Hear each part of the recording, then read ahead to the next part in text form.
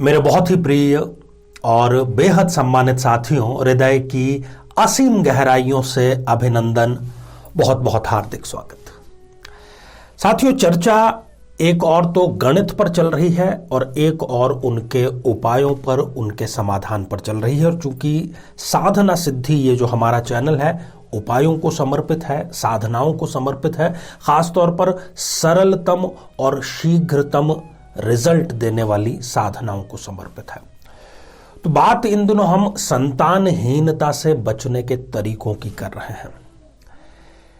जो नवीन दर्शक जुड़े हैं उनकी जानकारी के लिए हम ये बतला दें कि यदि आप भी किसी भी कारण से, और यदि आपको कारण पता नहीं चल पा रहा है, तमाम आप उपाय कर चुके हैं कि संतानहीनता आखिर क्यों आपको झेलनी पड़ रही है, तो आप आचार्य चंद्रकांत चैनल पर जाइए और विभिन्न प्रकार के श्रापों की और विभिन्न प्रकार के दोषों की श्रृंखला आप जरूर उसको देखिए और पता लगाइए कि आप किस श्राप से या दोष से ग्रसित हैं जिस कारण से आपको संतान प्राप्त नहीं हो पाई है, और उससे संबंधित आप उपाय जरूर करें। साथियों, आज इस एपिसोड में हम चर्चा करेंगे कि यदि आपकी जन्म पत्रिका में गुरु श्राप या गुरु दोष भी जिसको कई बार कहा जाता है, वो यदि घटित हो रहा है तो आपको ये उपाय जरूर करना चाहिए। साथियों, दरअसल हो ये जाता है कि सही मार्गदर्शन एक तो सही समय पर मिल नहीं पाता, और जब विवाह को 2, 3, 4 या इससे अधिक वर्ष बीत जाते हैं, लोगों के ताने परेशान करने लगते हैं, तब फिर व्यक्ति इधर उधर भटकने लगता है, कभी डॉक्टरों पर, कभी मंदिर, मस्जिद, गुरुद्वारा, कभी ज्योतिषियों के पास में। उसको जो समाधान बतलाता है वो कर लेता है, और कई बार वो उन समाधानों से भी कोई रिजल्ट नहीं प्राप्त कर पाता, और लास्ट में उसको निराशा हाथ लगती है और लोग उसकी इस मजबूरी का फायदा भी उठाते हैं। ऐसे भी लोग हैं हमारे यहां पर। खैर, 3 उपाय आपको करने हैं, नियमित रूप से करने हैं, पूरी श्रद्धा और विश्वास के साथ में करने हैं, तो ये दोष तो आपके शमन होगा ही होगा, और बहुत ही कम समय में, कुछ ही माह के भीतर भीतर आपको खुशखबरी, गुड न्यूज अवश्य मिलेगी। तो साथियों, सबसे पहला जो कार्य करना है वो है एकादशी का व्रत करना। जी हां, एकादशी हर माह में 2 बार आती है, कृष्ण पक्ष की भी आती है, शुक्ल पक्ष की भी आती है, दोनों ही आपको करनी है। शुरुआत जो है वो शुक्ल पक्ष से करनी है।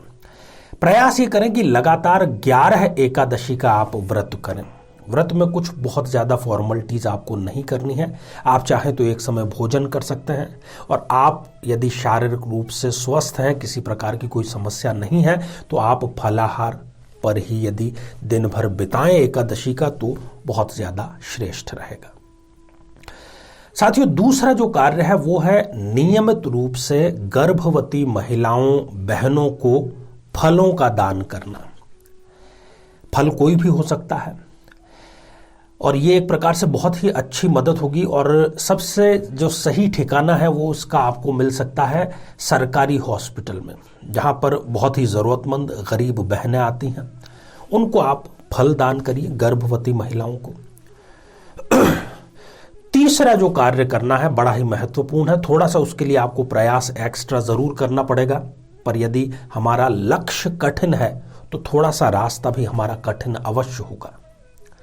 साथियों, कई बच्चों को, जैसे बच्चा जब पैदा हुआ है और जो नव प्रसूता है, जो उनकी मां है, उनको पर्याप्त मात्रा में दूध नहीं उतर रहा है, बच्चा जो है उसके भूखे रहने की नौबत आ जाती है, तो ऐसे बच्चों के लिए आप दुग्ध की व्यवस्था करें, दुग्ध का दान करें, दूध का आपको दान करना चाहिए, और इसके लिए भी आपको थोड़े से अस्पतालों के चक्कर जरूर लगाने पड़ सकते हैं।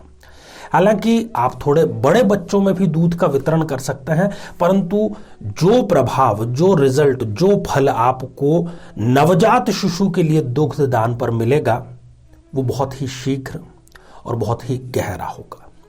तो ये तीनों कार्य आप करिए। आप स्त्री भी हो सकते हैं, पुरुष भी हो सकते हैं, जातक या जातिका जिसकी भी जन्म पत्रिका में गुरु श्राप, गुरु दोष है, वो ये तीनों कार्य करें और संतान प्राप्त करें। तो साथियों, इसी प्रकार के बहुत ही आसान और बहुत ही चमत्कारिक उपाय हम लेकर के आते रहते हैं, सुगम साधनाएं जो हैं वो हम लेकर के आते रहते हैं। तो इसी प्रकार हालांकि ये श्रृंखला हमारी जारी है, ऐसी ही किसी और साधना से सिद्धि तक की यात्रा में आपसे पुनः भेंट होती है। आप सभी स्वस्थ, समृद्ध और शांतिपूर्वक जीवन व्यतीत करें। नमस्कार। जीवन में किसी समस्या का सामना कर रहे हैं, जैसे कि शादी में देरी होना, पति पत्नी में मनमुटाव या तलाक तक की नौबत आ जाना, संतान का प्राप्त न हो पाना, नौकरी या धन प्राप्ति में बाधा आना, जीवन के प्रत्येक क्षेत्र में किसी न किसी प्रकार की बाधा आना, तो आज ही अपनी जन्म पत्रिका का संपूर्ण विश्लेषण करवाएं और पाएं समस्या से सदैव के लिए मुक्ति।